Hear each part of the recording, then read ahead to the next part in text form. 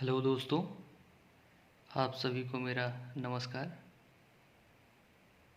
आज मैं आपके सामने हिंदी के कुछ प्रश्न लेके आया हूँ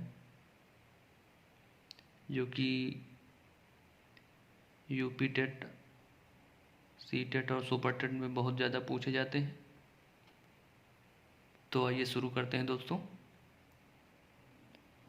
पहला प्रश्न है, भाषा शिक्षण की पद्धति नहीं है। किंडरगार्टन, मॉन्टेसरी, टैक्राली, अभिक्रमित अनुदेशन। तो अगर दोस्तों आपको इसका उत्तर पता हो तो बताएं, इन चारों में से कौन सा सही है। किंडरगार्टन, मॉन्टेसरी, टैक्राली, अभिक्रमित अनुदेशन। तो इसका सही जवाब है अभिक्रमित अनुदेशन, जो है भाषा शिक्षण की पद्धति नहीं है। बालक की प्रारंभिक शिक्षा उसकी मातृभाषा में दी जाए, यह मानना है मॉन्टेसरी का, महात्मा गांधी का, फ्रॉबेल का या किलपैट्रिक का। तो दोस्तों आप इसका जवाब दे सकते हैं और इसका सही जवाब है महात्मा गांधी का। तीसरा क्वेश्चन है, व्याकरण शिक्षण के लिए उपयुक्त नहीं है। आगमन प्रणाली, निगमन प्रणाली, अव्यकृत प्रणाली, कक्षाभिनय प्रणाली। व्याकरण शिक्षण के लिए उपयुक्त नहीं है, तो इसका सही जवाब है कक्षाभिनय प्रणाली। फिर अगला प्रश्न है, आनंद कादम्बिनी पत्रिका का प्रकाशन कहाँ से होता है। बनारस, मिर्ज़ापुर, इलाहाबाद, लखनऊ। तो आनंद कादम्बिनी का जो है प्रकाशन मिर्ज़ापुर से होता है, इसका सही जवाब है। आदिकाल की रचना है अखरावट, छत्रसाल दशक, दीपशिखा, खुमार रासो। तो इसका सही जवाब है, आप इसका सही जवाब दे सकते हैं दोस्तों।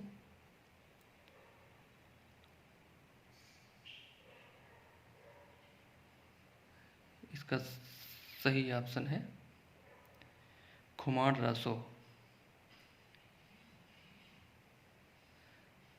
और इसके खुमार रासो के रचयिता दलपत विजय हैं। हिंदी गद्य शिक्षण की पाठ योजना में उद्देश्य कथन आता है। पूर्व ज्ञान का, प्रस्तावना प्रश्न के पश्चात, आदर्श वाचन के पश्चात, मौन वाचन के पहले। हिंदी गद्य शिक्षण की पाठ योजना में उद्देश्य कथन आता है।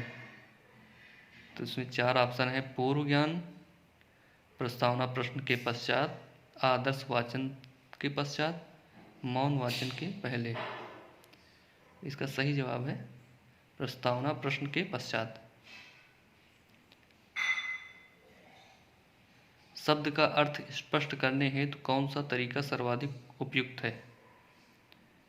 तो वाक्य प्रयोग, व्याख्यान, भ्रमण, चित्र निर्माण। तो इसका सही जवाब होगा वाक्य प्रयोग। निरामिष किसे कहते हैं। मांस रहित भोजन, मोक्ष का इच्छुक, रात्रि में विचरण करने वाला, मृत्यु का इच्छुक। इस चारों ऑप्शन में से एक ऑप्शन आपको बताना है, निरामिष किसे कहते हैं। तो निरामिष किसे कहते हैं, मांस रहित भोजन करने वाले को निरामिष कहते हैं।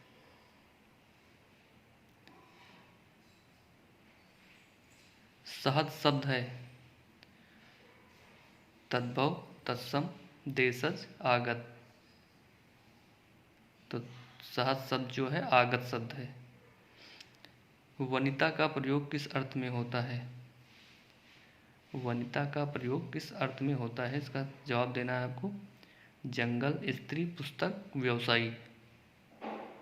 तो इसका सही जवाब है वनिता का प्रयोग स्त्री के अर्थ में होता है। मुकुंद किसका पर्याय है? विष्णु, शिव, सूर्य, कामदेव। मुकुंद किसका पर्याय है? आपको जवाब देना है। तो मुकुंद जो है विष्णु का पर्याय है। काहे री नलनी तू कुम्हलानी, तेरे ही नाल सरोवर पानी। पंक्ति के रचनाकार कौन है? जायसी, रैदास, कबीर, दादू। काहे री नलनी तू कुम्हलानी, तेरे ही नाल सरोवर पानी। तो ये पंक्ति जो है किसके द्वारा कही गई है, इसको आपको बताना है। इसका सही जवाब है कबीर के द्वारा कही गई। आचार्य रामचंद्र शुक्ल का निबंध संग्रह है माटी का फूल, चिंतामणि, क्षण बोले कण मुस्काए, आलोक पर्व। इसका सही जवाब आपको देना है। तो इसका सही जवाब है चिंतामणि। आचार्य रामचंद्र शुक्ल का निबंध संग्रह जो है चिंतामणि। अगला सवाल, निम्नलिखित में वर्तनी की दृष्टि से कौन सा शब्द युग्म शुद्ध है?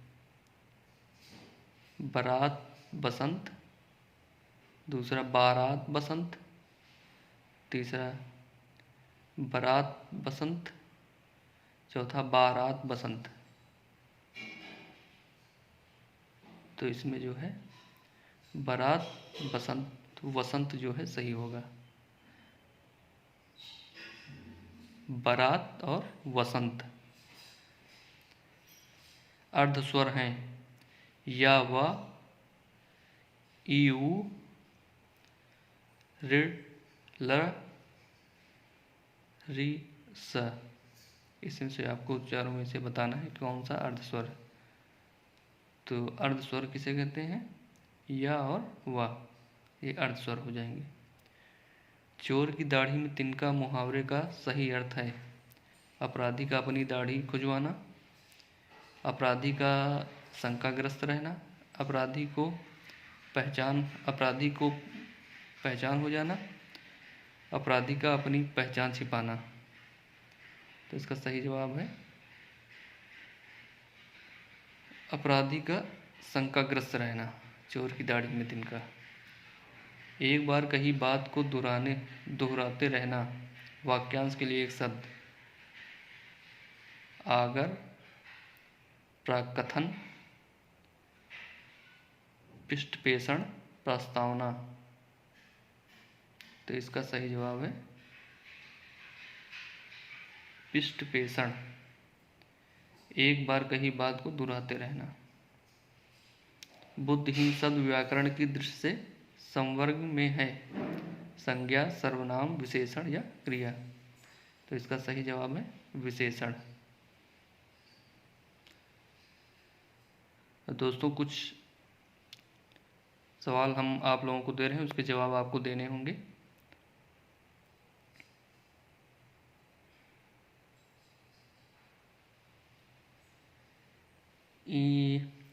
पहला सवाल है, छत से ईंट गिरी वाक्य में कौन सा कारक है? ये आपको इसका जवाब देना है कमेंट बॉक्स में। अपादान कारक है, संबंध कारक, अधिकरण या संप्रदान। छत से ईंट गिरी वाक्य में कौन सा कारक है? इसको आपको जवाब देना है कमेंट बॉक्स में। और दूसरा सवाल है, रमणीय में कौन सा प्रत्यय है? अनीय, ईय, रम या ह्रीय। इसमें से रमणीय में कौन सा प्रत्यय है बताना है आपको। ये जो है कमेंट बॉक्स में जवाब दीजिए दोस्तों। और वाक्य शुद्ध है, इसमें से 4 वाक्य से बताना है आपको कौन सा वाक्य शुद्ध है। मोहन और गीता गा रही है, गीता और मोहन गा रहा है, मोहन और गीता गा रहे हैं, मोहन और गीता गा रही हैं। इन चारों ऑप्शन में से कौन सा सही होगा ये आपको बताना है। और अगला सवाल है, अभ्यागत शब्द में कौन सा उपसर्ग है? अभ्यागत शब्द में कौन सा उपसर्ग है? अ, अभि, अभ्य, अभ्या। तो इसका भी आपको जवाब देना है दोस्तों।